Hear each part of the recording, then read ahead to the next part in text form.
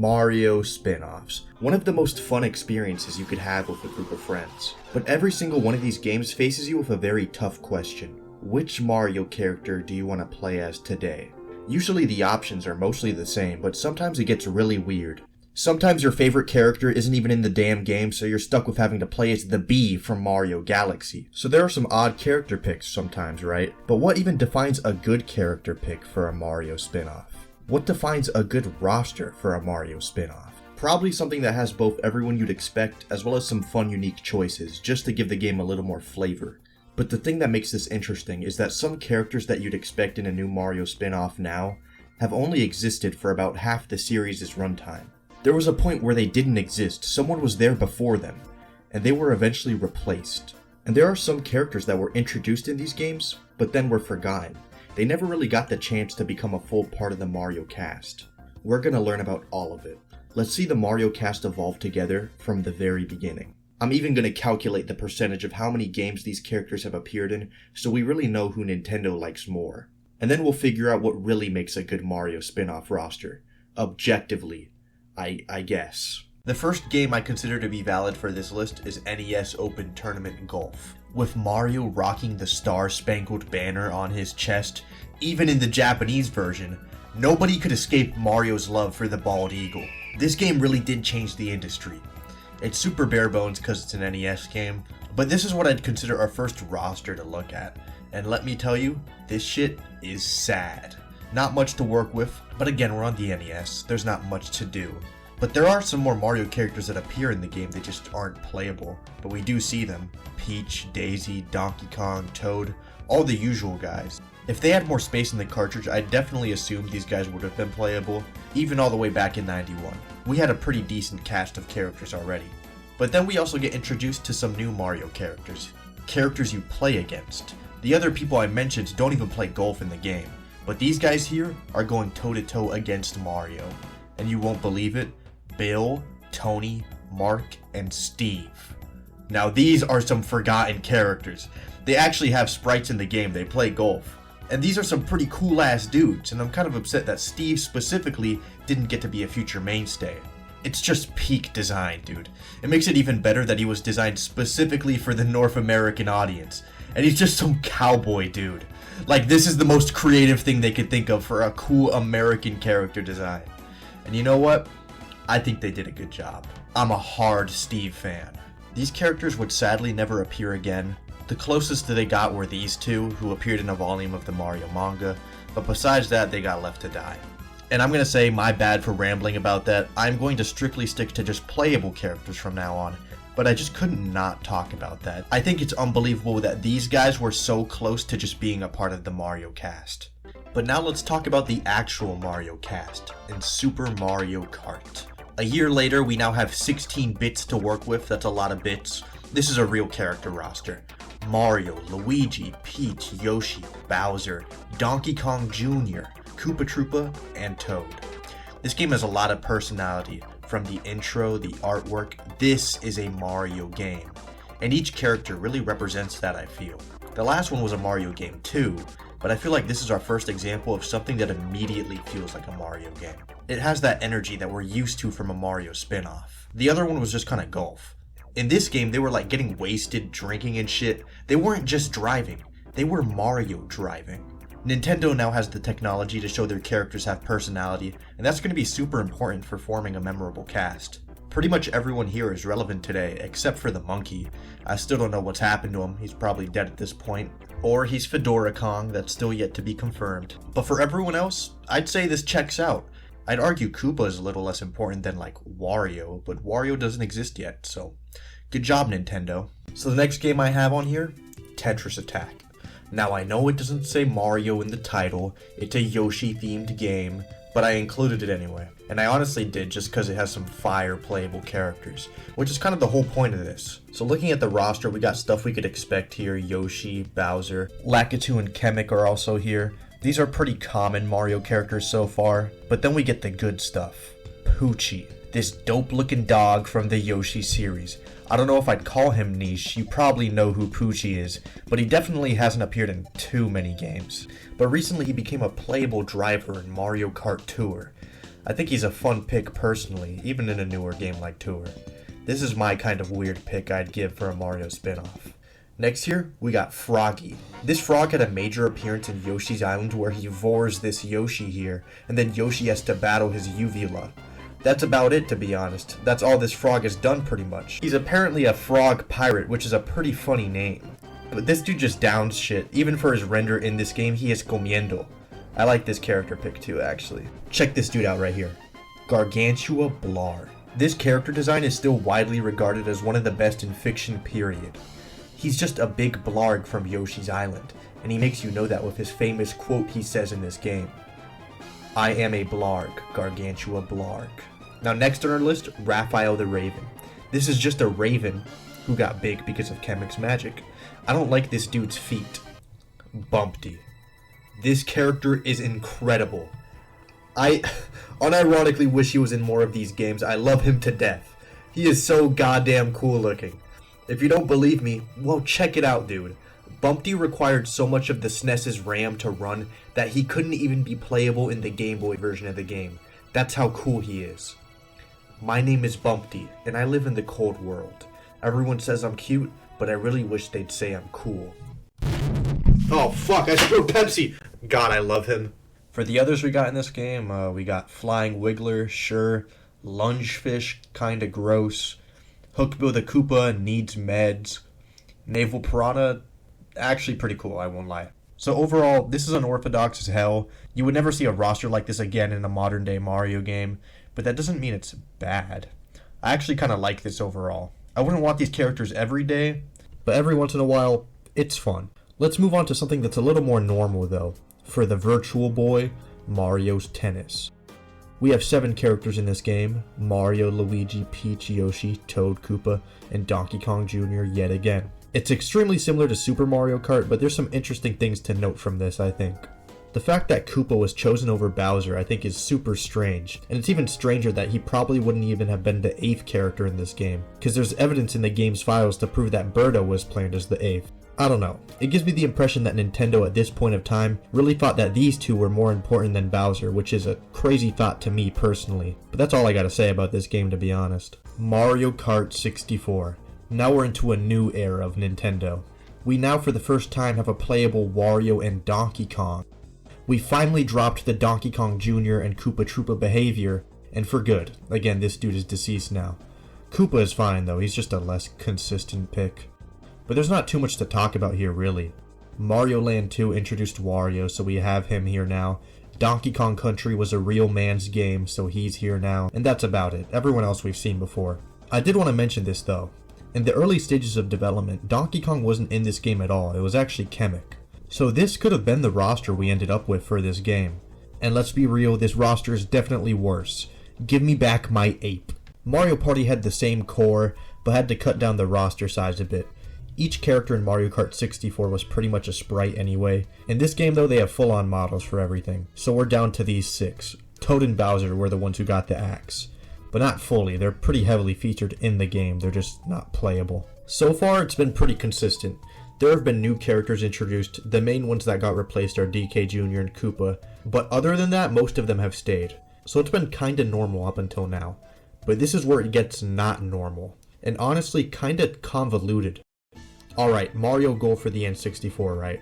We have the usual people except Toad, he's not playable for some reason. But instead we get some new characters to deal with. First, Baby Mario.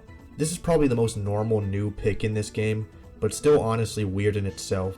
Now we're used to seeing Baby Mario a lot, but up until this point, this character just existed in one game. And that game was like a prequel, he's just a baby Mario. So seeing him next to like a normal grown-ass Mario is interesting, but I am unfazed by it personally just because of how much he appears now. But I feel like this should be weird. Next up we have Metal Mario. This should also be weird for pretty much the same reason, but I'm more intrigued by the fact that he's only in the Western version of this game. There's no Metal Mario in the Japanese Mario Golf, and I have no idea why we were given him in the US release, but sure, it's a nice gesture, I just don't get it.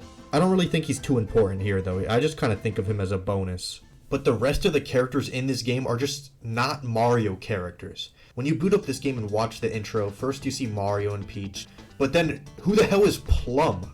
This game has the most random set of characters I've ever seen. At least with like Diddy Kong Racing, when they introduced pretty much all new characters, they at least looked like they could be Diddy Kong's friends. Look at fucking Charlie next to Mario. His model even has like photorealistic lips. It looks like some random dude just walked onto Mario's private estate and started playing ball with him. And there's more of them too, dude. It's like an infestation. Maple just looks like a normal person. Sonny looks stupid as hell. Harry looks like he's gonna say a slur to me. It's just so weird that there's so many of these just guys in this game.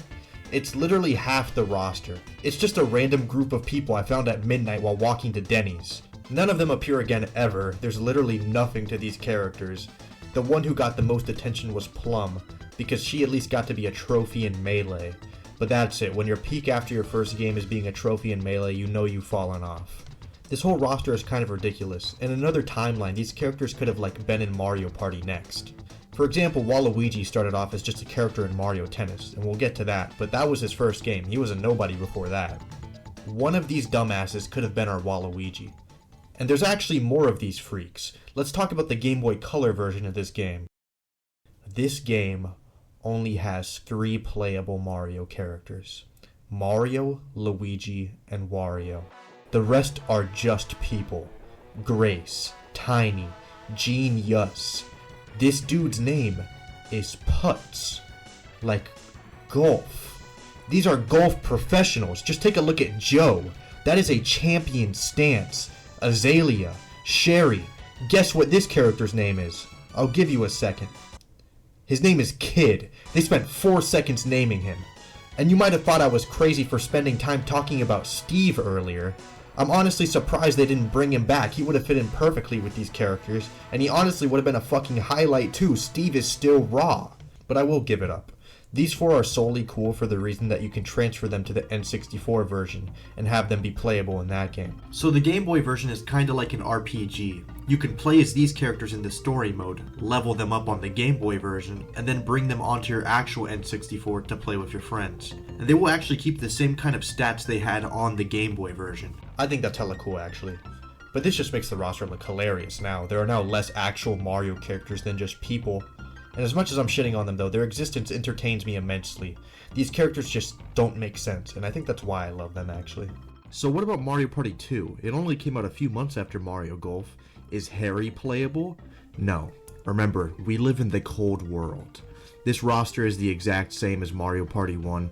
It's just in this game DK can be a pirate and Wario can be a wizard. There's literally nothing to talk about here besides that, so let's just move on. Mario Tennis. This game is way more normal than our last sports game, but there's actually a lot of new characters we got here. I did mention Waluigi as the big one who was created for this game, but for other interesting ones, we got Baby Mario, who's just going to stay around now like a little parasite. Daisy, Birdo, Boo, and Paratroopa. The normal Koopa we've been seeing got replaced by just a red one with wings, which I don't really get the point of, but I'm not necessarily mad at it either. For unlockable characters though, we got Shy Guy and Donkey Kong Jr. Holy shit, he's back! But actually not, this was his last appearance in anything ever. Unless you count Mario Kart Tour, but that was just his sprite from Super Mario Kart. I wouldn't really count it as a significant thing in my opinion. But this is interesting here. This is a super cool cast of characters now. We have a little bit of representation from almost every major Mario game up until this point, and I think that's super sick. I feel like you'd never see that in a modern day Mario game. There were a surprising amount of scrapped characters for this game though. The developer Camelot showed interest in adding Goomba, Bullet Bill, and Womp to the roster. Nintendo rejected all of these though for different reasons. Those two don't have hands, and Womp's posture is too stiff he wouldn't be able to bend. But the most shocking thing is that Camelot wanted to make a Wall Peach, a Wario-like alter ego for Peach, and have her be playable. You might have already known about this though. The concept of Wall Peach has existed on the internet for years, and it really blew up last year specifically, when the designer for Wall Peach posted classified Nintendo documents about it with like artwork, officially leaking it on Instagram. Then he got nuked by Big Red. I don't know what he was expecting. But anyway, the reason she got scrapped is because Miyamoto specifically thought she looked too similar to Doronjo, a character from Yatterman, and her minions can even kind of be compared to Wario and Waluigi. So she was scrapped for the similarities, and we never ended up getting a Wall Peach. But the character roster we ended up with is still pretty good, I think. I just wish I could play as like a character named Harry in this game. No shot. There is a Game Boy Mario Tennis, and we can transfer some characters over to the console version yet again. And this time we're not overwhelmed with randoms, there's only 4. And I think this is a way healthier amount compared to what we got last time. Alex, Harry, Nina, and Kate. These are all new characters. I know we had a Harry in Mario Golf, but this is a different Harry. It's pretty stupid, I know. So of course, let's find out more about these new characters in the Game Boy Color version. Holy shit, this game has 29 characters? I'm sorry, bro, I am not gonna talk about all of them. Really, most of them are just random opponents in the story mode, and you unlock them when you beat them, and that's it. There's literally nothing to them. There's not even artwork for most of them, it's just this shitty little portrait. So yeah, but there's still some really intriguing characters here, and I'll get to them in a second. First, let's look at what kind of actual Mario characters we have in here. There's nothing too surprising about the inclusions, I think, so there's not too much to talk about. But Toad did get screwed over. There is no Toad here. Anyway, let's talk about these 4. Why are they so goddamn important? Why do they get to play tennis with Mario and you don't? Mario is hyped up in this game as the world's greatest tennis player. And in this tennis RPG, it tells us the emotional story of how Alex was able to beat Mario at tennis. So Alex is a kid who received an invitation to join the Royal Tennis Academy to be their newest student. When he first arrives at campus, he runs into Emily, a varsity class tennis player and the senior class coach. She gives Alex a tour of the academy, which leads him to meeting his roommate and doubles partner, Harry. These two are real bros. They are loyal doubles teammates forever. And if you know that's some real shit, you don't dip on your doubles teammate. They start practicing tennis together. Alex starts getting XP, leveling up the power of his shots. And next thing you know it, Alex is now one of the most prestigious tennis players on campus. But that wasn't all. That wasn't enough. Alex hears about a big tournament coming up, the Island Open. A tournament that has both a singles and a doubles division, where all the competitors are from rival tennis schools. That's right, there's more than just one tennis school in the Mario world. We've been studying at the Academy, but there's also the Union, the Empire, and the Factory. Alex, an unseeded competitor, makes his way to the finals of the Island Open to face Akaz, a student from Factory. The Costello brothers, Akaz and Bkaz, always make it to the finals, so the crowd expects them to win. But of course, we have the power of being the main character, so Alex wins in both singles and in doubles. The Costello brothers were defeated, and Alex and Harry are on top of the world. So naturally, this news reached Princess Peach, who was impressed with Alex's skill, so she invites Alex and Harry to the Mushroom Kingdom, so they can face Mario in a game of tennis. Alex ends up beating Mario in singles, as well as beating both Mario and Peach in doubles. Alex has now been dubbed the greatest tennis player of all time. This is fucking ridiculous, but god, is it entertaining. I think knowing their story makes their playable appearance in the N64 version way cooler. Alex and Harry should be here. They're the greatest tennis players in the Mario world. So you might be wondering, okay, what about Nina and Kate? Well, it's the same story. Nina is just the female protagonist option, and Kate is her doubles partner. I just focused on Alex only because it's actually made canon later that Alex was the one who won, not Nina. They screwed her over. But these are all super cool inclusions for the N64 version. This unironically only makes this character selection better to me now. You know I love weird ass characters. But let's finally get to the next thing on our list. I can't believe they made 3 of these on the N64 that sold 6 copies, but hey, a third Mario Party. We finally upgraded our roster size here though. Daisy and Waluigi are now cool enough to be with the main squad for good, which is honestly really impressive. Daisy has existed for a bit, but Waluigi just dropped. And even though Daisy was around for a little, Mario Tennis was her first playable appearance. Mario Tennis is the reason why we both have Daisy and Waluigi in games today. So swallow that pill, why don't ya? And how about you swallow this next? Dr. Mario 64. Damn right this game has a roster. And as soon as you boot it up, you can immediately tell this game was weird, because they didn't actually include Mario, but instead this new character, Dr. Mario. This game took inspiration from a certain game to make its character selection, kind of like how Tetris Attack was all Yoshi's Island stuff. This game is similar, they just chose a different game this time. If you had to guess, what game do you think they took inspiration from for this Dr. Mario game? Wario Land 3. If you somehow guessed that, I will personally give you 20 banana coins. This game is weird as hell, dude, but this is fucking awesome. Isn't this crazy looking? Spearhead, Weber, Silky, Applebee. God, this character looks stupid. I love this shit so much. Now this is personality. You can tell exactly what kind of person someone is by seeing their Dr. Mario 64 character choice. Like if you pick Lump, I know you're chill. They got the fucking final boss from Wario Land 3 as a playable character, Rudy. He appeared in Wario Land 3, Dr. Mario 64, and then poof, gone. That is one hell of a resume. All of these guys are just enemy types from Wario Land 3, so there's not too much to them besides their design.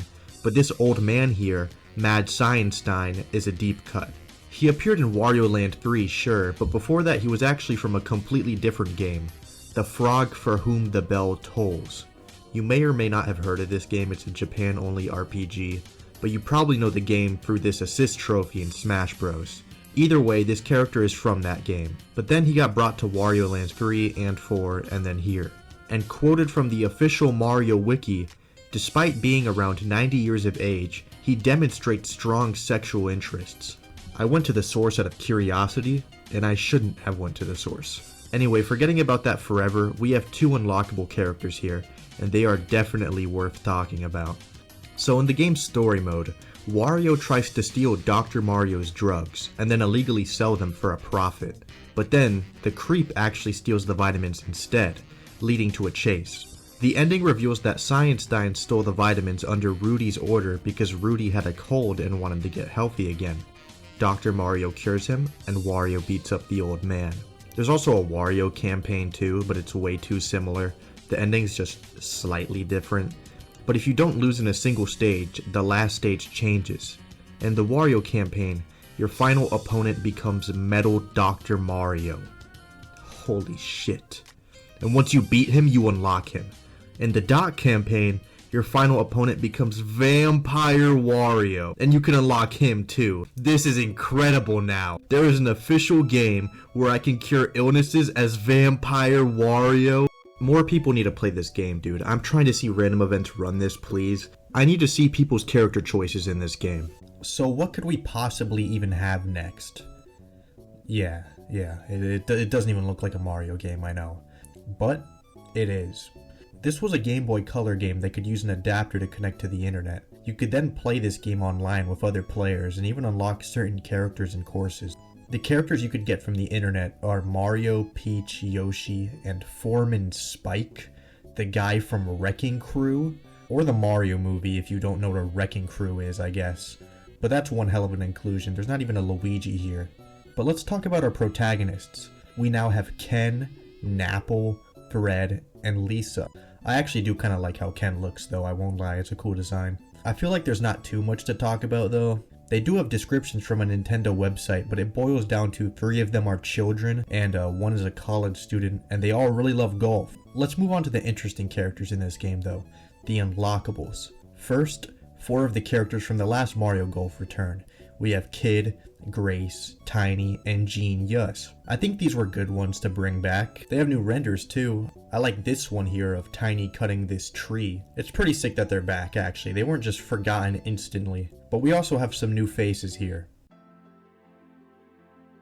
You cannot tell me this character isn't sick. It's like a cowboy Toad, and his name is Bean. He sadly doesn't stay on top of the horse while he's golfing, but it's okay, I'm definitely a Bean fan, I think. Next we have Rosary, not nearly as cool as Bean, but to be fair, Bean is pretty sick, so it's hard to beat. Rosary apparently has Latin blood, and her name is derived from the Rosary, a set of Catholic prayers dedicated to the Virgin Mary. Our second to last is Powart, born in Egypt, and he strikes with power as his name suggests. He apparently practices golfing in the Sahara Desert, which is pretty impressive. And finally, Bird. This character is something. He looks like Waluigi in another timeline. Like a successful asshole counterpart to Luigi, that's kinda how I imagine him. But no, he's actually an elite male golfer from Ireland. He's unbeatable in Japan, and his shot is just like a bird in the sky. That's mobile golf, and officially the end of the first major era of Mario spin-offs. Next we have the GameCube and the Game Boy Advance to look forward to. But I did say at the beginning we were going to calculate the percentages of these characters' playable appearances, so let's use this as a checkpoint to figure out where everyone stands. Here's what we got. I let Mario have the benefit of the doubt and counted Dr. Mario as him, and same with Metal Doc and Metal Mario. And if you're wondering, the game Mario is missing from is Tetris Attack, but everything else seems to make sense. But this really shows the period of time we're in. Daisy is stuck with all of these Mario Golf and tennis characters. Even Waluigi at least managed to climb out that hole. But isn't it amusing that in this time period, Donkey Kong Jr., Kid, and Waluigi have all been in the same amount of games? That's unreal. Anyway, for the final thing to note here, anyone under the 9th row literally only appeared once. So you could count everyone else we've seen up until this point as 10th. I just wasn't gonna put that into the graphic, obviously. But let's check back on this after the GameCube, and see who leaves and who goes up higher in the list. Oh my god, it's another golf game. Okay, look, I know there's been a lot of these, but they just kept making them, and they keep having things to talk about. They were deadass taking some of Dr. Mario's supply while making these games. This is our last golf game for a while though, so it's okay, don't worry too much. But here we go, Toadstool Tour. Looking at this, you can immediately tell we're on the GameCube now. Bowser Jr., Petey Piranha, Shadow Mario. They have 3 characters from Mario Sunshine, and 2 of them are just Bowser Jr. He's definitely the biggest new inclusion, I think. I mean, again, they literally made his alter ego Disguise from Sunshine a separate playable character. But I won't lie, this is a really funny pick for a game. It's so fucking specific. I mean, he really is just Mario, but with a different texture. But the texture at least looks cool. I bet they spent, at least 20 minutes on it. This is probably an objective bad character pick, I get it. But man, is it pretty damn amusing, just for a one-time thing. I think I'm a fan, to be honest. But some more characters from the Mario Tennis roster are also making their return in this game. We of course have Daisy and Waluigi, but we're also bringing back Birdo and Boo from Tennis, making them not just random weird picks for Tennis, but actual important characters that are going to stay around with the main guys. What else we got? Koopa Troopa? Yeah, he's back, man. He survived and he's not forgotten about. But of course, the same couldn't be said for the monkey. On July 28th, 2003, Donkey Kong Jr. officially died, because there's a new Kong in town. Diddy Kong. This was DK Jr.'s replacement forever, and now the real world has set in. Characters can get replaced. For good. Like, he didn't come back, even though he was super relevant up until this point. You see, there's been something Nintendo has been kind of hiding from us, and it's been right in front of us this whole time. I call it the Mario spin-off War of Succession. You can compare this to a battleground, with characters fighting for their lives. Everyone wants a seat next to Mario, but there's only a couple of seats open, and they're willing to kill each other if it means they get to sit down next to him. It's kind of a sick and twisted game, but this is the kind of stuff that happened when people in history fought for power. And it's no different in the Mario world. Nintendo was trying to send us a hidden message about the importance of life with these games. Starting from here, this is now a contest of survival. Any new character we see might die. Old characters we love might die. That is the nature of war. And like I said, it's right here in the Mario world. Okay, I just now realized, however long after, that Toad isn't in this game, but Shadow Mario is. What the hell is going on? Of course, there's also a GBA version of Toadstool Tour, Mario Golf Advanced Tour. This one is another RPG, but its story is pretty similar to the Mario Tennis one. Mario is the greatest golfer in the world, and you can play as either Neil or Ella to go on an awesome journey to surpass Mario at the sport. It really is the same thing. But there's some interesting lore beyond that. It's been a couple years since the last Mario Golf, and things have changed. Back on the Game Boy Color, Gene Yuss was known as the greatest of the great. He was a star player, arguably the greatest golfer of all time. He was a cocky bastard, and kind of a dick, but you also had to respect him. He's really intelligent and knows how to play the game. He had many adoring female fans, but then it all went downhill for him when Kid beat him and took his title. Kid then became the grand champion of golf, and was at the top for a while. He was an actual prodigy, until he suffered from an injury. It was so bad to the point where Kid could no longer even hold a golf club without pain. It was said he could no longer golf, which led to Gene taking back the top spot. It's been 5 years since then, and now Kid is back. But this time, as a personal trainer for Neo and Ella, to help them become the new greatest. These guys are back yet again with updated older designs in the newer modern Mario art style, Isn't that super cool? These guys actually lived way longer than I expected.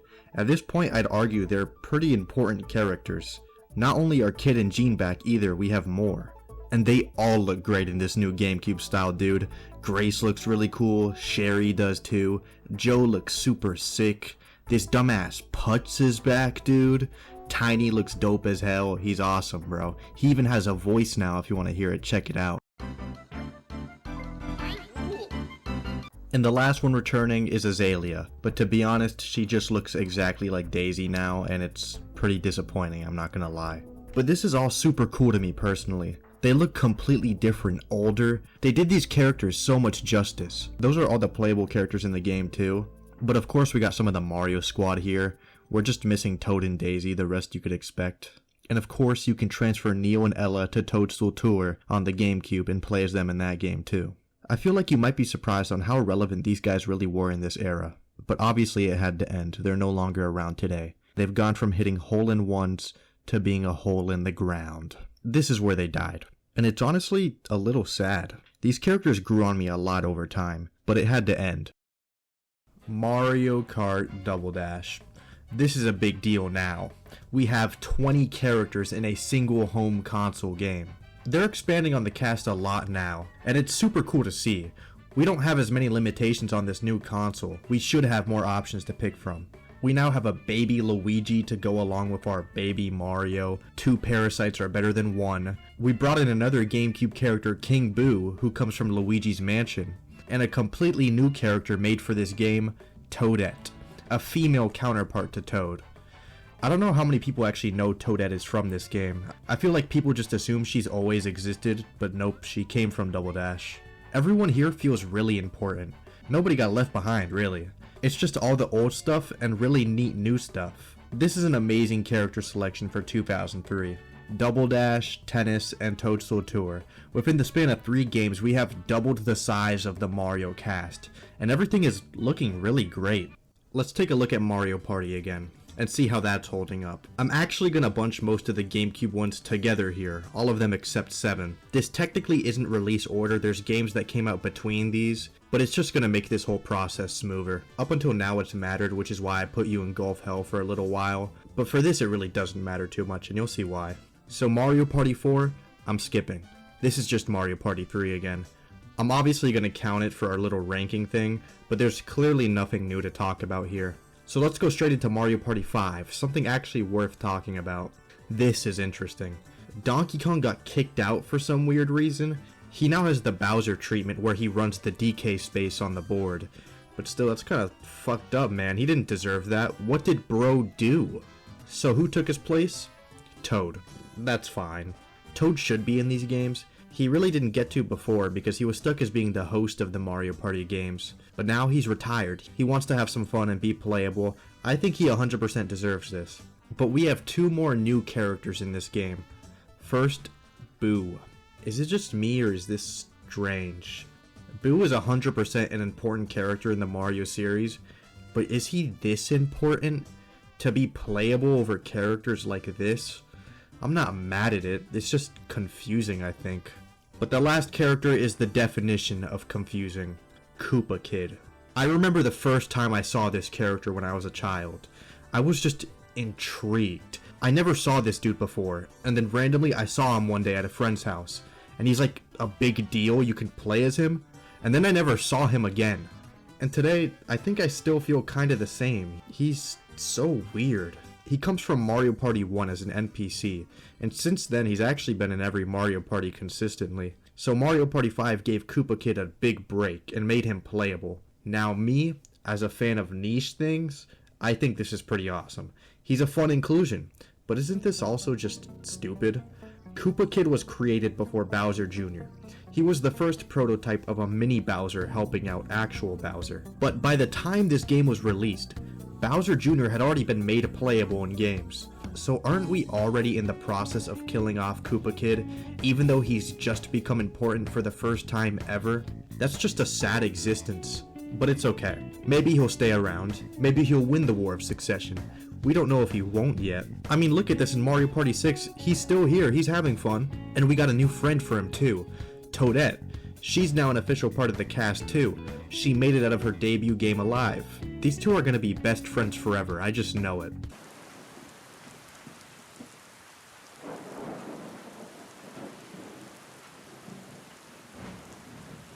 So I actually pranked you about there being nothing to talk about in Mario Party 4 earlier. There's actually a couple more playable characters in a side mode, Beach Volley Folly. I didn't mention it earlier because I didn't want to spoil Mario Party 5's roster. But check this out, dude. Toad, Koopa, Shy Guy, Boo, Koopa Kid, and Bowser are all playable in Mario Party 4. 3 of these guys appeared in Mario Party 5 straight after, but they were technically here first.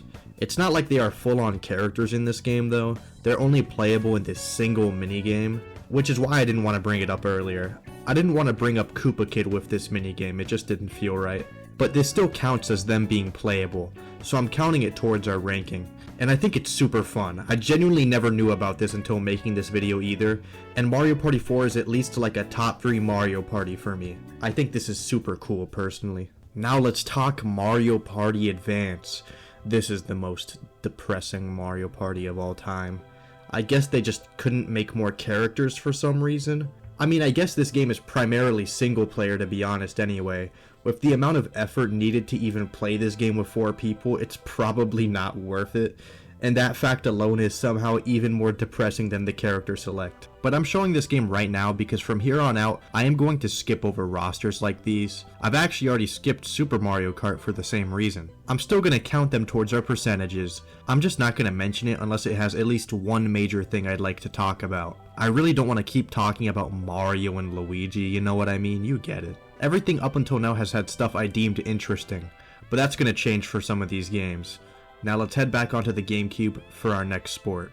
Mario Power Tennis. This game is a fun one. Let's boot it up, bro. First thing we see, the intro. This one is so good. It's like an animated short. It makes these characters feel so alive, man. It's so great. So that only makes me more excited to see what we've got to work with in this game. Let's check it out. This doesn't surprise me at all, to be honest. These all make a lot of sense, but the unlockable characters are where it gets so specific and so dumb. When you beat all of the World Open Cups in singles, you're rewarded with the ultimate character. You unlock Fly Guy, the Shy Guy that has a propeller on his head. I think this is the laziest shit I've seen today. What was the point of Fly Guy being in Mario Power Tennis? If you weren't aware, there are a lot of Shy Guys that exist, and they decided to pick Fly Guy. You couldn't have let Melon Guy play tennis? I would have fucking loved to seen that. Or what about Gourmet Guy? That would have been awesome too. But Fly Guy, huh? This was chosen out of pure convenience for the devs, and I'm in awe, honestly. It's just so blatant. And obviously, if they're gonna do Fly Guy, we're also gonna have Paratroopa. Yeah, it's fine, whatever. But Petey Piranha is the third unlockable. That's finally a real character. It's not just an enemy with wings, so good job on that one. I like Petey. Lastly, the coolest character in this game, Wiggler. This was the best outcome. Wiggler is a really stupid pick, but I mean that as a compliment. This is like a pick I'd say in one of my videos as a joke. Like, oh yeah, let this caterpillar enemy play tennis. That would be funny, I would love to see how that would work. But they actually did it. And it does indeed work. Bro can play tennis, and I'm happy for him. So overall, this roster is probably not great, to be honest. These 3 kind of hard carry this cast here. There's just no world where I could call this good. We have to deal with Fly Guy. And this game still doesn't have Toad. Do they just not like this character or something? He's appeared so little. I always think of him as a main character, but I'm being proved wrong game after game apparently. I mean, in the intro, he's even there on the tournament board with Toadette. Did they scrap them? There's no proof they did, but I feel like they had to have. They're in the intro. It's so weird, dude. I pity Toad fans at this point. But anyway, I want to talk about the confirmed scrapped characters of this game because I think they're super interesting. The big one was Wall Peach. She got screwed again. I'm mentioning her again though because she got even more development this time. Some people in the dev team really wanted this idea to come to life. Like they made a whole ass 3D model for her this time. It was never implemented into the game, and apparently the colors would have been completely different if she made it in, but the fact this idea made it this far is unbelievable to me. We got more information on her too. She would have had a cute but scary personality. She would have had Peach as her rival, and she would have been a descendant of a fallen royal family. The second one is pretty obvious, you could have assumed that, but a fallen royal family? What were they planning with her? I'm insanely intrigued on how that would have gone. The final things we know about her is the following. She would have acted as the boss of both Wario and Waluigi, this time as a tribute to the Doronjo gang. She would have really loved cherry tomatoes like how Wario loves garlic. And finally, there was an idea on giving her a Yoshi kind of sidekick, but it more resembled a dragon with horns and wings. She didn't make it in the game this time because of a lack of a doubles partner. But screw that, dude, just make her doubles partner Wiggler. We can make it work. Wiggler and Wall Peach, just put her in the game. Wall Peach aside though, there was only one other known scrapped character, and I'm a huge fan of this one too. Meat Potato. The designer who made her never even proposed the design to anyone else, so she really didn't make it far, but apparently she was designed with the image of a rich country girl in mind, and she would have been very laid back and clumsy. She would have also had the power skill type, the skill type you give to Bowser and Wario. This character could murder you if she wanted. But that's finally all I got for Mario Power Tennis. Let's change up sports though. Let's talk about NBA Street V3. Watch Luigi hit this. The roster in this game was kind of controversial for the time. They chose to get rid of most of the Mario cast, and instead replaced them with real-life basketball players. Check out this screenshot of Luigi with Vince Carter. Now watch Peach dunk on these dumbasses. This was one hell of an experiment. It ultimately wasn't a great financial move to replace characters like Wario with Steve Francis, so the idea was dropped after this game. And that's how the story ends, as quick as it started. Yes, I'm 100% counting this game, by the way. Now, Superstar Baseball is hard to really talk about. This game has like too many characters, but not in a bad way. I just mean most of them aren't worth mentioning, even the new ones. There's so many characters in these Mario baseball games because you need to choose 9 characters for a team, and there's 2 teams. So we need more than at least 18 characters to have some sort of selection freedom. A lot of the characters just boil down to random enemies from the Mario series. There's a couple of fun ones though for sure. There's just not too many. My personal 2 favorite picks here are Toadsworth and Dixie Kong. These characters never appear in anything. Toadsworth is definitely only here because of the clear sunshine bias we've had on the GameCube. But it's Toadsworth. This character is incredible. He should be in this game. He's one of the coolest characters in this series. Like that sound he makes? Gas, dude. You know, right, that one sound clip? Anytime you see Toadsworth, he makes like a really sophisticated old toad noise. It's kind of like a laugh, maybe. I'm purposely not going to show an example because I want to trust you know what I'm talking about based on that description alone. But Dixie Kong feels like a deep cut, no? I guess it's because Diddy Kong has been insanely relevant recently. Bro has been putting up insane numbers with his appearances. But it's cool, I like Dixie Kong. She's a really fun character to have. I honestly wish she was in more of these games. But I think that might be my ape bias talking. I don't know if it's really a valid take, I just really like Dixie Kong. The rest though are just enemies. Here's a picture of some other ones I deem noteworthy, but I'm not even going to utter their names. They didn't deserve it. If they show up in Mario Party, then I'll give them some respect. Jesus Christ, man, he looks like a creature. How do you even attain a posture like that? Mario Party 7. This is a good-ass Mario Party. But it's also the gravesite of Koopa Kid. He's already gone. How? It's somewhat impressive, to be honest. And it gets even more fucked up years later, when they start remaking minigames from this era of Mario Party, and the Koopa Kid doesn't even get to be an NPC anymore.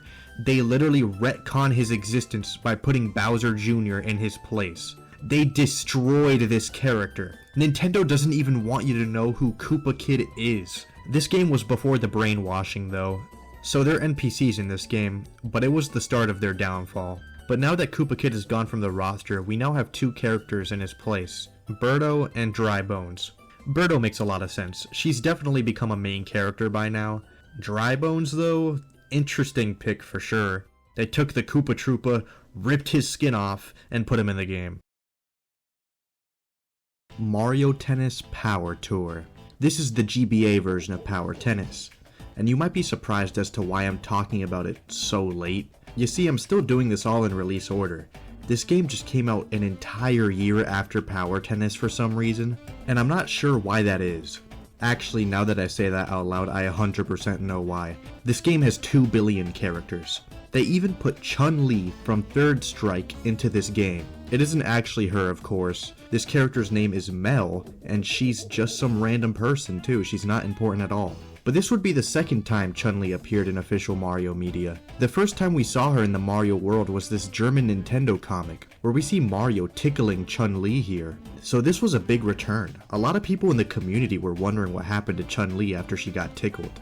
But now you know, she plays tennis. This game has way too many characters, so I'm not going to talk about most of them. It's the same scenario with the last handheld tennis, but there are some characters worth mentioning. They recycled the same story concept yet again, where there's the new main characters that want to be the greatest in the world. This time we have Clay and Ace. They're pretty boring, to be honest. They look way too similar to Neo and Ella for my liking, and they're not really that interesting either. Previous characters like Alex, Harry, Nina, and Kate are all here as different coaches and stuff. It's just nowhere near as prominent as Kid, where he became a competitor later. These guys officially retired, they don't play anymore, and you can't even play as them either. Of course we gotta talk about some characters, so I handpicked the ones I find interesting from this game, and I'm gonna tell you about them. First up, Paula. According to descriptions of Paula, one of the most recognizable aspects about her is her ponytail, which is longer than she is tall. I've been looking at these pictures and I can kind of see it, like it's probably barely taller than she is. It's kind of hard to tell, to be honest, but that just sounds inconvenient if it's true. Especially for a person who plays tennis competitively. You're just dragging that shit around the court? Have some respect, bro. Mario blessed these courts himself. Now Sass. This is like a complete 180 in character design. And I don't know, bro, I think I like him. He's crazy looking.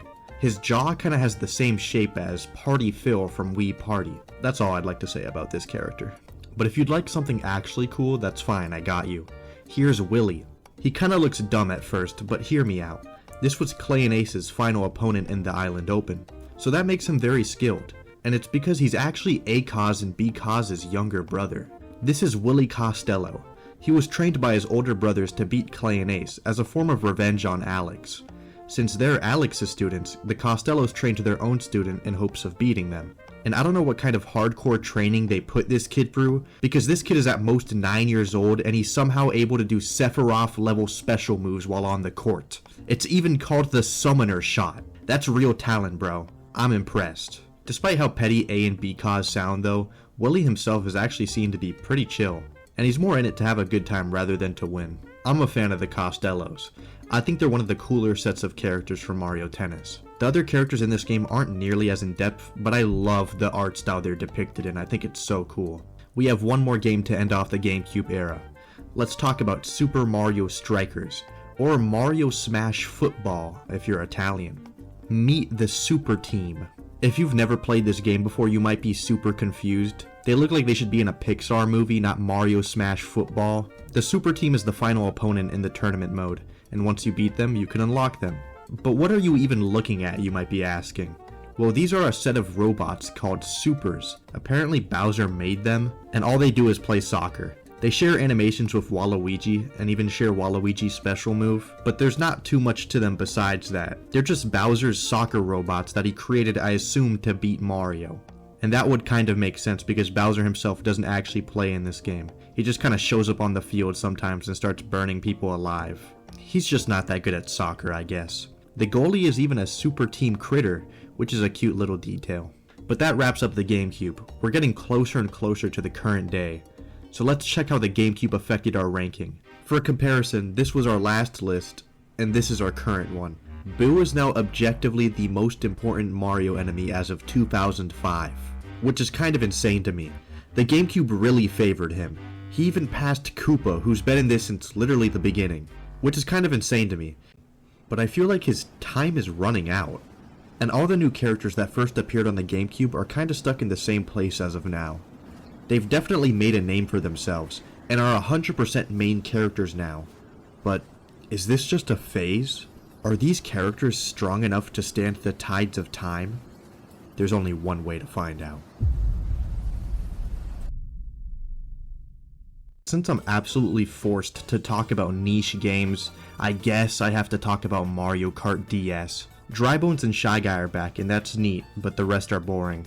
But then they put this weird toy in my game, Rob. This was a toy that came out in 1985 that cost about $4 billion, and once you bought it, you could play 2 whole games. And these 2 games are dog shit. they're not good. This thing was an absolute commercial failure. Nobody liked this thing. So Nintendo thought maybe more people would like it if 20 years later, after it failed, they'd put it in Mario Kart DS. But I do think this is actually a really fun inclusion for this game, because every other pick is boring, and this spices up the roster a lot. Why is Rob in Mario Kart DS? I don't know. Most of you probably know him from Smash Brothers, but this was before he was even added to Smash, so it honestly just makes this addition weirder. I kinda wanna know the thought process behind this inclusion, and let me tell you, I am not happy that Rob was revived. But looking into the scrapped content in the game's files, we learned that Egad was going to be a playable character at one point. And now I'm actually upset. This is a fun-ass character pick. The goofy scientist from Luigi's Mansion? Have you heard the way this dude talks? It's awesome.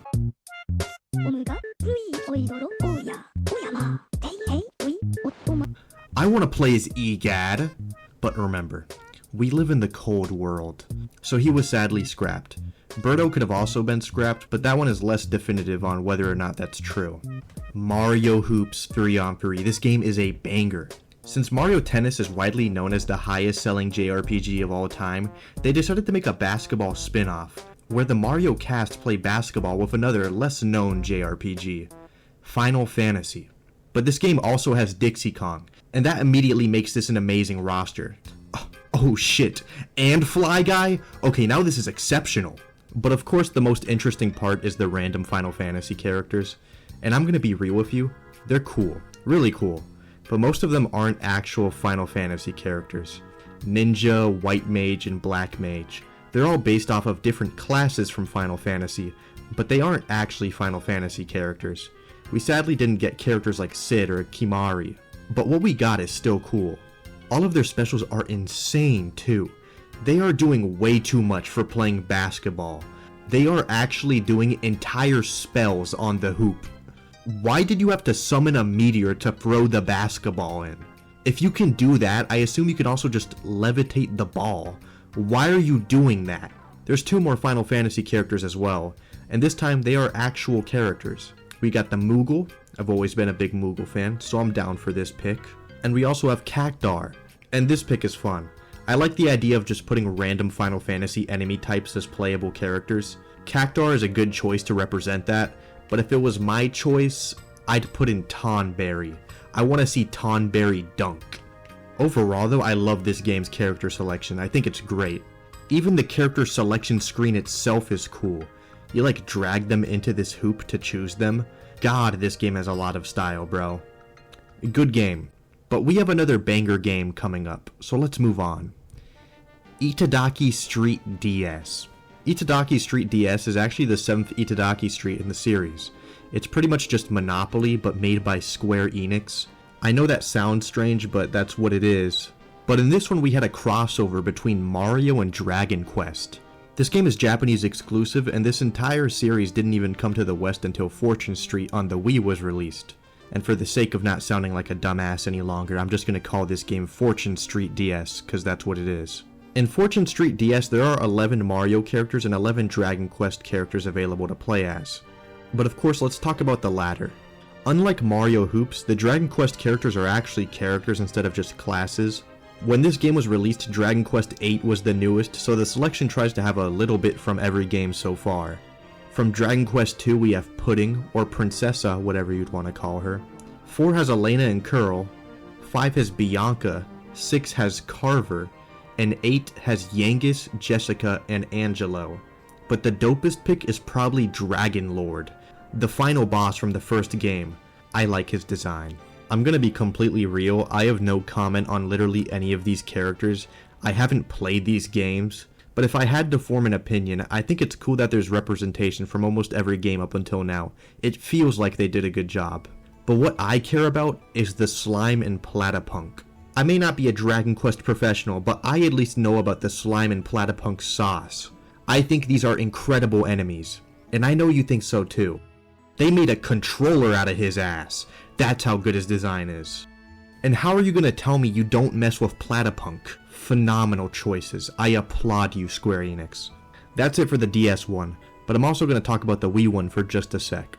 It's the sequel, and the first one to appear in the US. This game kept everyone we have here, but also added Bowser Jr. and Diddy Kong, as well as Patty from 3 and Stella from 9. Fortune Street is a super specific release, and I doubt we'll ever get another one, but the fact we even got one to begin with is unreal. Mario Dragon Quest Monopoly. They even have the Spaceship Mario from Galaxy 2 as a playable board. You just can't make this shit up. The slime looks dumb as hell in this picture too, I love this. I would have turned him into a controller too, I think. There was one final game to feature Square Enix and Nintendo together, Mario Sports Mix. This game features 4 of the world's most popular sports and puts them into a single Mario spin-off. And they also brought these guys back, which is really cool to see. They fit in surprisingly well with the Mario cast in this game. Their updated Wii designs really fit the art style in my opinion, but they didn't come alone. They brought a friend with them. The slime from Dragon Quest. He's back, bro, and he's playing dodgeball now. But they could only play hockey for so long, as this was their final appearance in a Mario game. This was just a phase, man. Square Enix and Nintendo couldn't keep doing these sports games, and it's honestly kind of a shame, because I think they're very charming. But before we move on, let me show you this shit. This shit is raw. This is the final boss in Mario Sports Mix. All 10-year-olds across the globe collectively shit themselves when they ran into the behemoth in Mario Sports Mix. It looks like someone modded this into the game, but no, this is real. I can vouch, my copy from GameStop also had the behemoth on it. I feel like there's a lot of people who genuinely didn't know this was a thing, because I hear nobody talk about this, and I don't know why. This is the most batshit insane boss I've ever seen in a Mario game. Why do people not talk about it? It's so extra, it's so unnecessary, but that's why I love it. How is this a fucking sports game? This shit is fucking boring, dog. Mario Strikers Charged. This game's roster is boring, because it's really safe. It only adds 4 new characters, 3 of them being GameCube characters, and the other one is just Bowser, meaning the super team is already dead. Bowser can now play soccer. But yeah, they're removed. Only one of them appears in like the credits of the game. It's kinda lame. I thought the super team was an interesting Strikers exclusive character, but yeah, now you can probably see why I didn't have too much to talk about here. I guess it's surprising Petey Piranha has stayed alive, considering his origin is just being a Mario Sunshine boss. But I don't know, he's kind of proved himself worthy of being considered a main character by now. Besides that though, there's nothing here, bro. This game actually has a lot of scrapped stuff, and a lot of interesting artwork depicting it, but none of them are characters. Just really strange mechanics. But I wanted to show you this official image of Toad Anatomy from this game. This is Toad's model when he gets electrocuted. Do you think this proves that the mushroom on his head is a hat? Or do you think this is just pure parasitic muscle? I'm gonna let you figure that one out on your own. Get back to me on it though. So what about the Wii Mario parties? These choices are weird, and not even in a good way. So Mario Party 8 adds 2 more slots to 7. Giving us a total of 14. But the 2 characters they decided to add are Blooper and Hammer Bro. Okay, fine. It's not boring, but like, also why? Why are they going in the route of enemies from Mario? If you were to do enemies though, fine. Hammer Bro is to be expected. He's been showing up a little more recently actually. But Blooper? That's just an odd choice. But I can appreciate it at the same time for being unique. It's at least worth talking about. So what about Mario Party 9? Do we get MC Ballyhoo from Mario 8 as a playable character? No. We actually lose 2 character slots, then remove all the enemy characters from 8, to then replace them with Koopa, Shy Guy, and Kamek. What are they doing? Kamek is pretty fun. I like Kamek. He's a choice that's not used enough, honestly. He's only got Tetris Attack and Superstar Baseball to his name right now. But Shy Guy? I mean, I like Shy Guy, but I'd also choose a lot of other characters over Shy Guy here. So I'm definitely getting a bit of fatigue. The Wii is not really doing anything interesting right now. No new characters, really. We're just kind of working with what the GameCube had still. And you can maybe excuse that because the Wii is new so far, but Mario Party 9 actually came out at the end of the Wii's life cycle. I just mentioned it now because bringing it up later would still have 0 point. And even if we're at the beginning of the Wii's life cycle, our first spin-off on the GameCube immediately had interesting stuff. I just need something, somebody. to save the Nintendo Wii.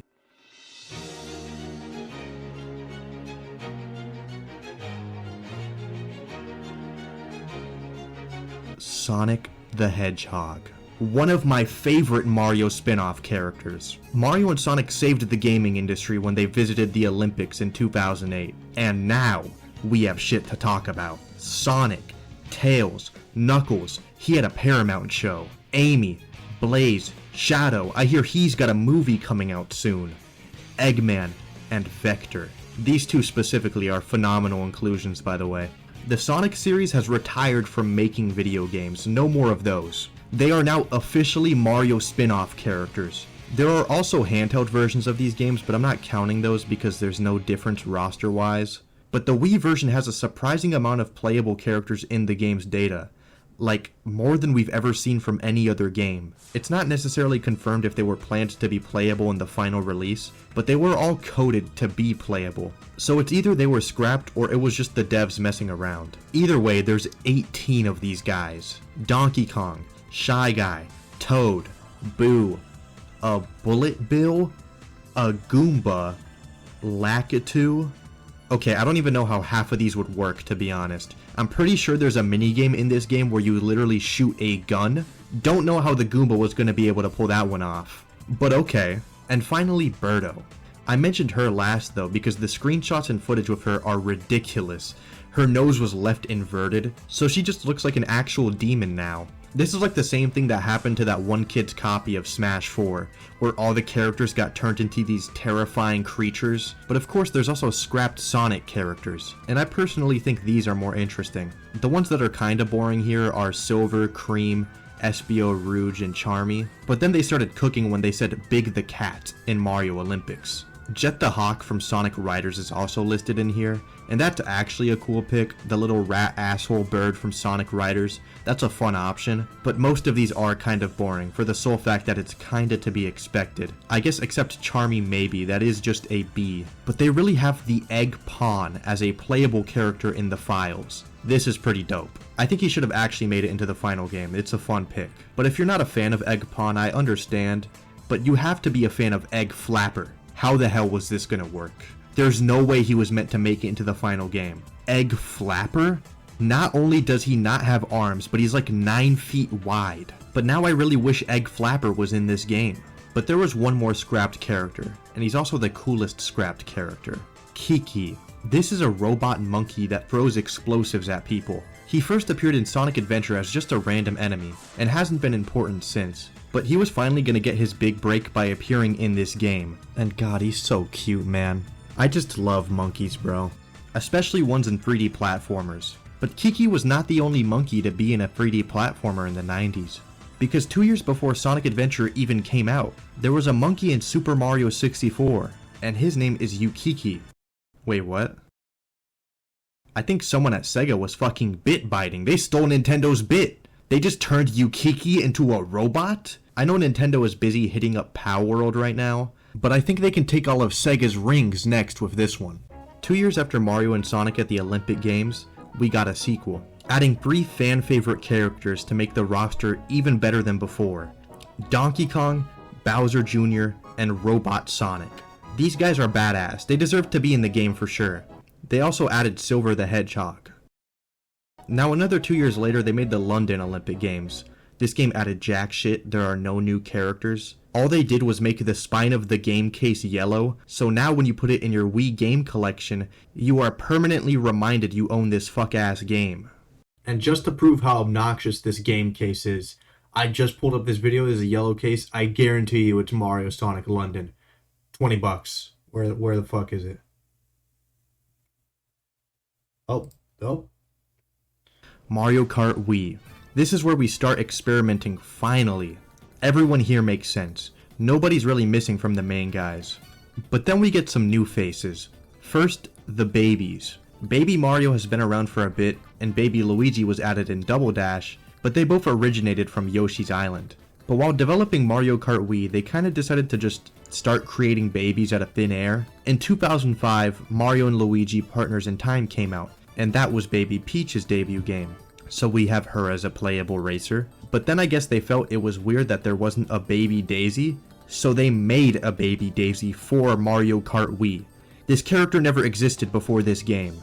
And now we have 4 toddlers in Mario Kart Wii. They can't even read. But does this ruin the game? No, but it definitely doesn't improve the game either. I think Baby Mario was fine to exist on his own. I can respect Baby Luigi because Baby Mario needed a teammate for Double Dash, so his existence makes sense. But I don't know, he probably didn't even need to come back after that. So I guess there's a certain appeal that the developers think these babies have, and I just don't get it. These babies have way too much privilege. Anyway, there's more things we got here, we can move on. King Boo returns from Double Dash, and I think that's fun. But his teammate Petey Piranha from Double Dash isn't here at all, he got axed. He was probably planned to be in the game. In the files we see these 3 faces, but ultimately he didn't make it in. Sad day for Petey fans. We also have Dry Bowser as a new character. Dry Bowser first appeared in New Super Mario Bros. Only a little bit before this game came out, and I thought they would have kept this nightmare fuel inside the game from whence it came. I'm not really joking either. Have you seen the cutscene where they first show Dry Bowser?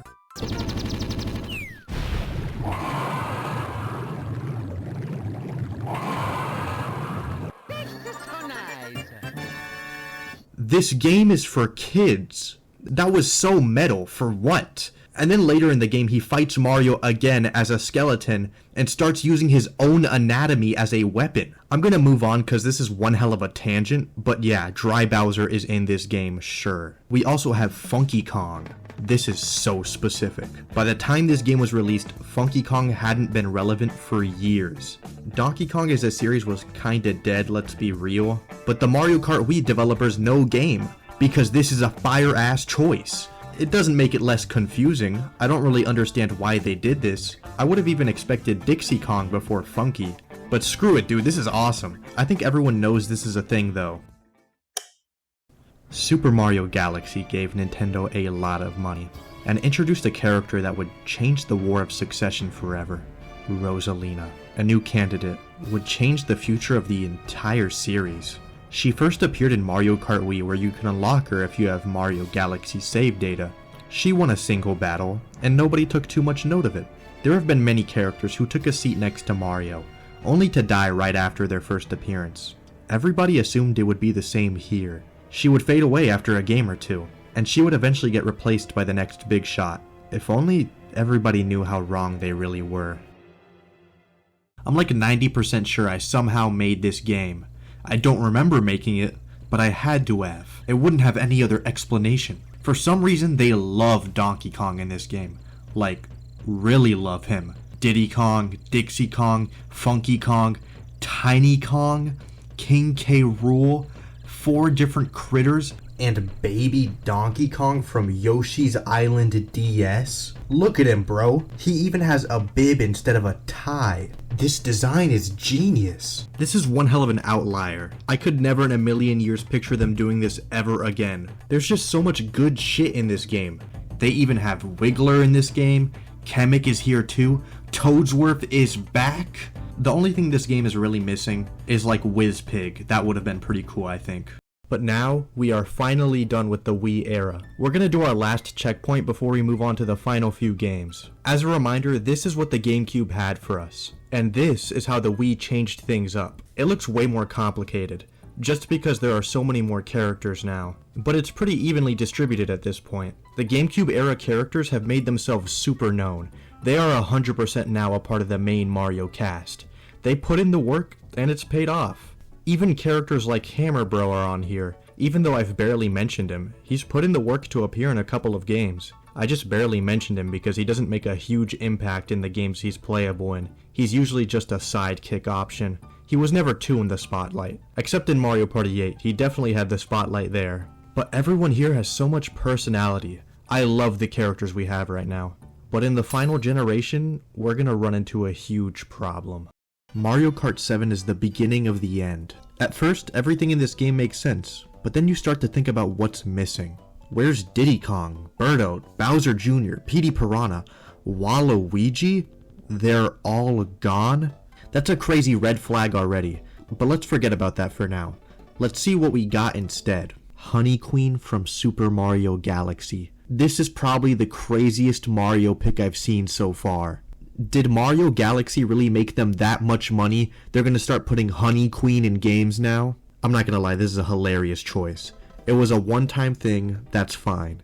It's just crazy that she's in this game when Waluigi isn't. Of course, if they're gonna have Honey Queen though, they're gonna have Rosalina.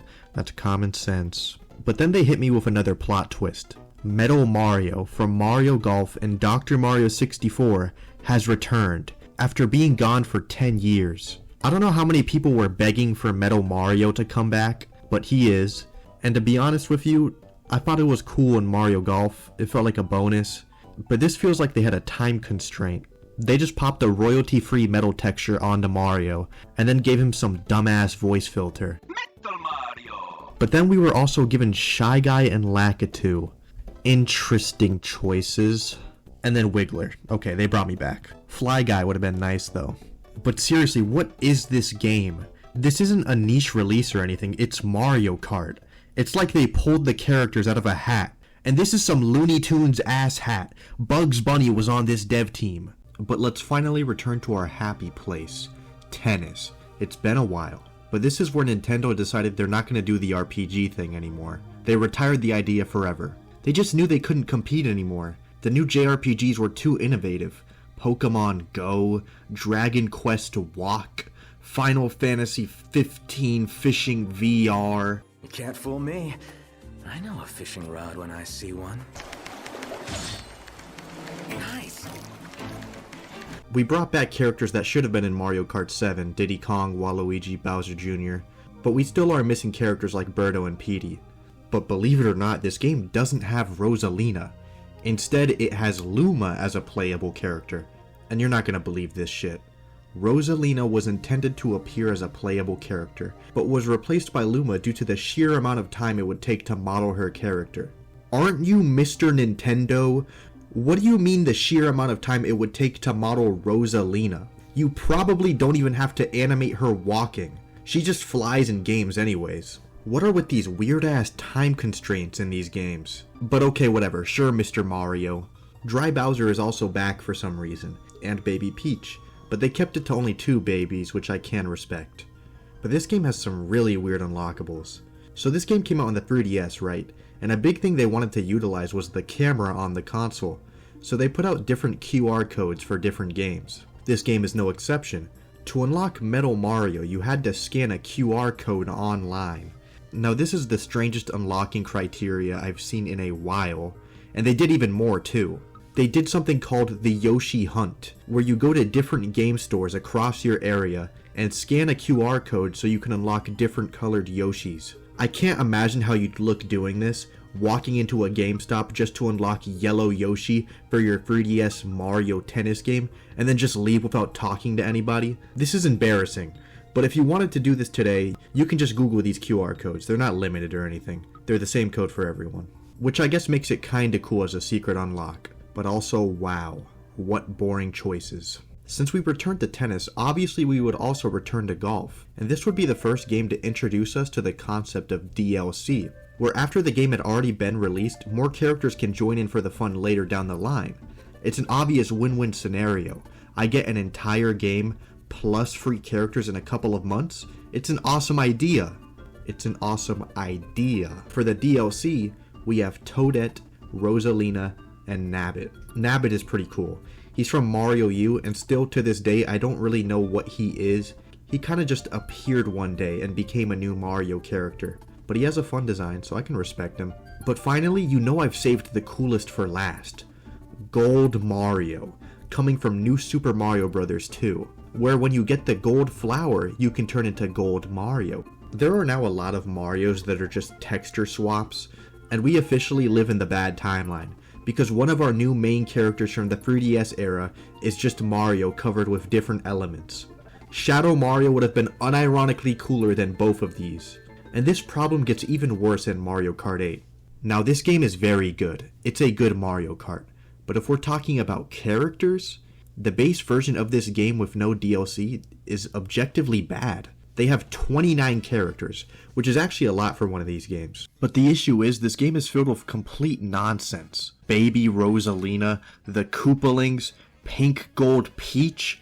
What do you mean Pink Gold Peach? Okay, bro. If we're just gonna start turning every character into some sort of metal, let's at least be a little more clever about it. You could have added Zinc Kong, a Terbium Yoshi, Mendelevium Baby Daisy, but no, you're not only just gonna fuck my Mario Kart over by adding another metal character, you're gonna use such a rookie novice metal like Pink Gold. Rufferfordium Bowser Jr.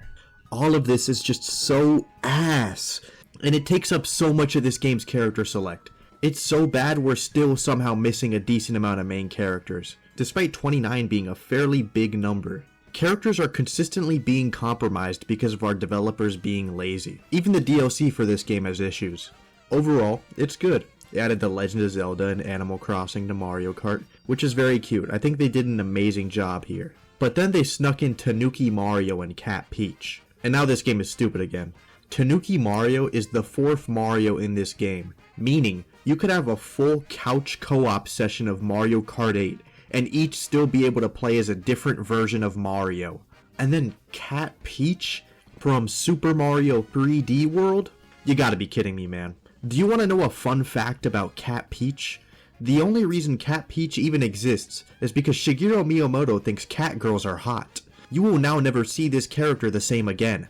And no, I'm not lying to you. This is a real fact. I have hella beef with Mario Kart 8. I will say this roster was eventually salvaged in Mario Kart 8 Deluxe. After all the DLC came out for that game, I think I can call it good. I actually do like it. But this DLC came out 8 years after release. It took so long for us to get the roster we deserved for Mario Kart 8. But this problem doesn't stay within just Mario Kart. It spread like a virus to every single major Mario spin-off release since 2014. Let me show you. Mario Party 10. This game has 12 characters. 13 if you count Bowser being playable in the new Bowser Party mode. But even if we're counting Bowser, this character selection still has less than Mario Party 8. Rosalina is in here, of course, this time with Toadette and Donkey Kong returning. This is fair. I thought Mario Party 9 was weird as hell anyway. But this is clearly such a sad game. It feels like they made this game during the Great Depression. But to make us at least smile a little, we have Spike playable. One of the most out-of-nowhere inclusions I've seen. Mario Party is usually pretty exclusive, so the fact Spike made it in is strange, but I would be lying if I said I didn't like him. I think he's a cute little dude, but there's not really too much to him. He just came from Mario 3, but then he was forgotten about and didn't come back until New Super Mario Bros. So it's a pretty similar story to the Koopalings. I like this addition, but it is all this game has. And also, I've never realized this till right now. He's on the box art. I've owned this game since it came out, and I've never once noticed that. But next is Mario Tennis Ultra Smash, and this is one of the most notorious Mario sports games, period. It's widely known for straight up being a horrible game.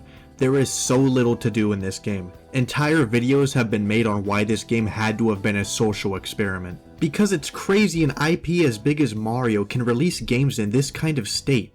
The one thing this game has of note is the Sprixie Princess from 3D World. And I don't even know if that's a compliment. It's more of just a statement, but for real. I think Sprixie Princess in concept is actually a fun random pick for a game. She represents the newest Mario game released at the time. It's funny that she's playing tennis. It's interesting. It's not boring. But the issue is, everything around her is boring. The game itself is boring. So Sprixie Princess had a cruel fate of being honestly not a terrible choice, but she's put in a game that's gonna make nobody care. And this is her only appearance in anything. She wasn't brought back, she died a cruel death. But having to be permanently tied to Mario Tennis Ultra Smash is a fate much worse than death, I think. Do you see how fast I can go through these games now? It's because they have the most boring, predictable character selections possible.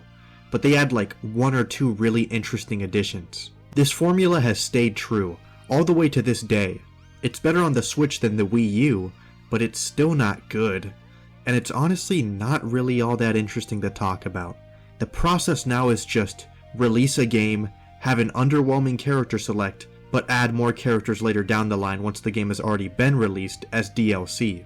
Now you'd think free DLC for these games would be awesome, it's more content, but you can tell the base games are lacking in content to begin with, making it so that they're releasing these hollow, bare-bones games that feel incomplete from the start. The games only finally feel complete months after when the DLC drops. Like Mario Tennis Aces is a good example of this. This game's full character selection was nuts, but it happened way too late and people just don't care anymore. Most people who bought this game probably didn't even know Fire Piranha Plant is playable in it. Not normal Piranha Plant, Fire Piranha Plant. And most people probably don't know because he came out a full year after the game was already out. Pauline is in this game, Luma, PD Piranha, Boom Boom. To compare, this was the roster when the game launched. And Chain Chomp is a badass pick. I'm a huge fan of Chain Chomp. Same with them bringing back Spike, it's cool, it's fun. But the game still felt empty. When Aces was first released, I thought this game was pretty good. The mechanics make it feel like the most interesting Mario Tennis gameplay wise in my opinion, but I still didn't play it for more than a few days. I own half of these games, but I can't even remember the last time I've booted up most of them. And this has happened with almost every major release for the past 7 years. It isn't even just their character selections. The actual game modes in these games also feel incomplete. They aren't fun to play, or really talk about. Mario spin-offs all now suffer from this awful phenomenon. Mario Golf Super Rush, Mario Strikers Battle League. It happens over and over again, and it's kind of like we've lost what makes a Mario game a Mario game. They were always chaotic, fun, and they'd have so much character and love put into the games. But now it feels like instead of earning my money through hard work, they're earning my money just by putting Mario on the title. We are suffering from something I call the Rosalina effect. I call it that because ever since Rosalina has appeared in Mario spin-offs have gotten significantly more boring. There is an actual correlation between these two things. The War of Succession has taken a new direction. Rosalina stands tall as one of the most powerful and influential figures in the Mario world. She rules this land with an iron fist. She slays everyone on the battlefield herself. She is too almighty. Normal characters cannot compare to her combative talent. They can't stand a chance. They fear her. So she sits down on her seat, alone, with a bunch of empty seats next to her, making our games feel hollow and empty. But after a while, she gets bored. She resurrects a character from the dead using her magic, and has them dance for her. They act as a personal gesture for Rosalina. In return for her entertainment, they're allowed to sit down in one of those empty seats. But it's been months since release, thus they get branded as DLC. This process effectively kills any new Mario release. It's damaging to the entire series. This is also the reason why no characters have died off recently. They all come back, just randomly, whenever Rosalina sees fit. She's the one in control. It's been like this for years, with no sign of stopping. New characters may get introduced here and there, but we're still stuck in this limbo of shitty releases. Nobody has been able to defeat Rosalina since she rose to power. The next generation is about to begin in 2025. Will somebody be able to finally stop this tyrant? Will somebody be able to save the world of Mario spin-offs? Only time will tell, my friend.